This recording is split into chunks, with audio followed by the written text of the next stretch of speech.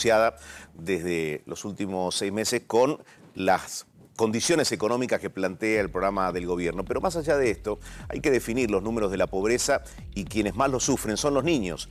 Chicos menores de 4 años que no reciben la alimentación correspondiente, que producto de ello no tienen el desarrollo que debieran tener. Sabemos que el 60% de los chicos que viven en la pobreza o en la indigencia no cubren la cuota alimentaria necesaria. Y es un número que lógicamente nos alarma. 60% de los menores de 4 años crecen en condiciones precarias. Vamos a hablar con la doctora Lorena Bolson, investigadora del CONICET, decana del Instituto de Ciencias para la Familia de la Universidad Austral. Doctora, buen día. Eduardo Bataglia le habla. ¿Cómo le va? Muy buenos días, Eduardo. ¿Cómo estás? Bien. Un gusto saludar. Bueno, en primer lugar, cuando un niño no se alimenta, cuando un niño vive en condiciones precarias, esto es, algo que va a pagar el día de mañana, ¿no? Porque su desarrollo no es normal.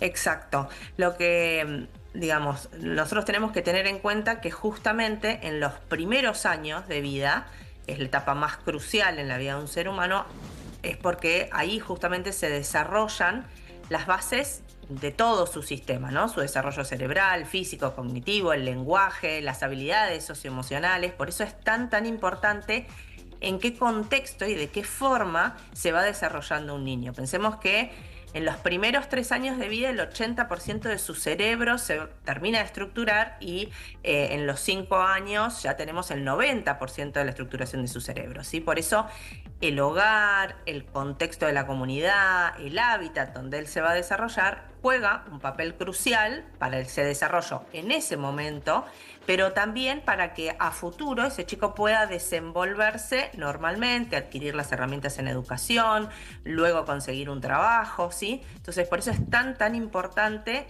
invertir y prestar atención al desarrollo durante la primera infancia. Sí.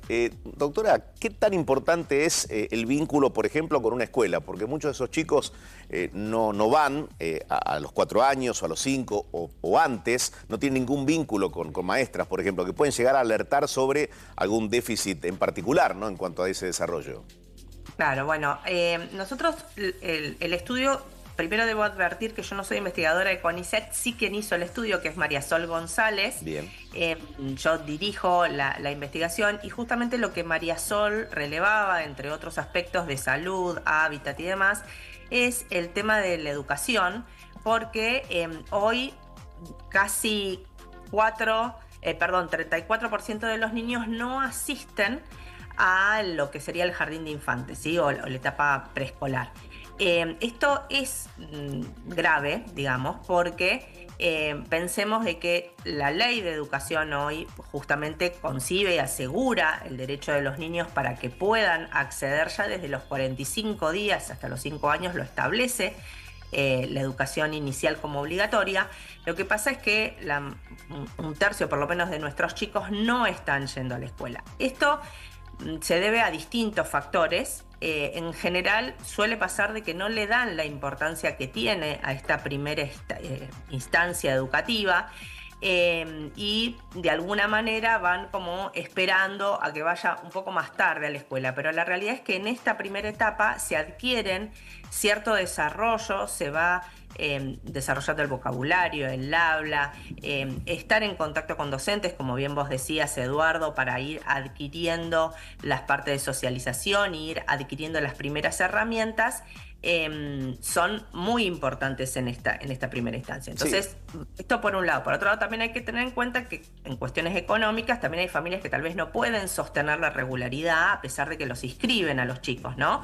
Y cuando ahí empezamos a pensar en este ausentismo que es bastante naturalizado por las familias, después es muy probable que cuando empiecen la educación formal más grande, digamos, en etapas de la primaria o la secundaria, también se permita que los chicos se ausenten con mayor regularidad, ¿no? Entonces también tenemos algunas cuestiones por ese lado también. Bien.